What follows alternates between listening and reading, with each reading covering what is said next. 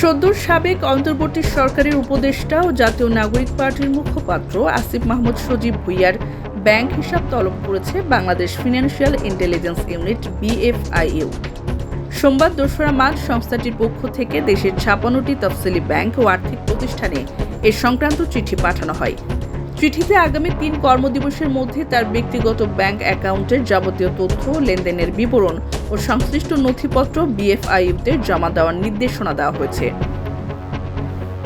এই পদক্ষেপের পর রাজনৈতিক অঙ্গনে নতুন করে আলোচনা শুরু হয়। এর মধ্যে বুধবার মধ্যরাতে আসিফ মাহমুদ ঘোষণা দেন তিনি নিজেই তার ব্যাংক স্টেটমেন্ট জনসমক্ষে প্রকাশ করবেন।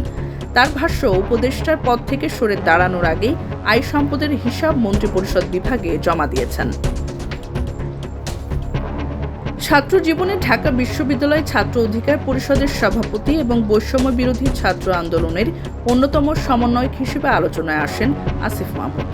আওয়ামী লীগ সরকারের পতনের পর ডক্টর মোহাম্মদ ইউনূসের নেতৃত্বাধীন অন্তর্বর্তী সরকারে তিনি যুব ও ক্রীড়া, শ্রম ও কর্মসংস্থান এবং স্থানীয় সরকার মন্ত্রণালয়ের উপদেষ্টার দায়িত্ব পান। দায়িত্ব পালনকালে তার বিরুদ্ধে ক্ষমতার অপব্যবহার, বিলাসী জীবনযাপন এবং প্রশাসনিক প্রভাব খাটানোর অভিযোগ ওঠে। এছাড়াও তার PS এবং APS এর নামে সীমাহীন দুর্নীতির তথ্য উঠে আসে। আসিফ মাহমুদ স্থানীয় মন্ত্রণালয়ের দায়িত্ব নেওয়ার পর তিনি এই মন্ত্রণালয়ে তার ঘনিষ্ঠ সচিব রেজাউল মাকসুদ জাহেদীকে নিয়ে আসেন। তাকে দিয়েও আসিফ মাহমুদ একাধিক অনিয়ম, বদলি বাণিজ্য, প্রকল্প পাস, বঙ্গবন্ধু প্রকৌশলী নেতাদের পুনর্বাসন সহ একাধিক অনিয়ম ও দুর্নীতি করে শত শত কোটি টাকা দুর্নীতির অভিযোগ উঠে আসে। তার অনিয়ম ও দুর্নীতি নিয়ে গণমাধ্যমে একাধিক তথ্য উঠে আসে। ১ মার্চ সচিব রেজাউল মাকসুদ জাহেদীকে SG করে জনপ্রশাসন মন্ত্রণালয়ে যুক্ত করা হয়। তার বিরুদ্ধে দুর্নীতি নিয়ে রাজনৈতিক মহলেও সমালোচনা রয়েছে। গত ১০ ফেব্রুয়ারি উপদেষ্টাদের সম্পদ বিবরণী প্রকাশ করে অন্তর্বর্তী সরকার।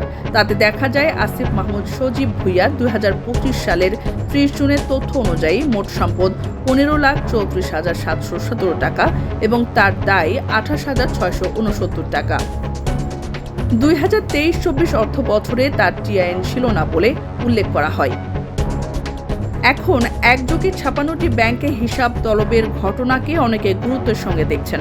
এখন দেখার বিষয়, প্রকাশিত ব্যাংক স্টেটমেন্টে কি তথ্য সামনে আসে এবং অভিযোগগুলোর সঙ্গে কোনো আর্থিক অসঙ্গতির যোগসূত্র পাওয়া যায় কিনা। ডেস্ক নিউজ, অগ্রযাত্রা প্রতিদিন। অগ্রযাত্রা প্রতিদিন, নির্ভীক প্রত্যয়ে উজ্জীবিত।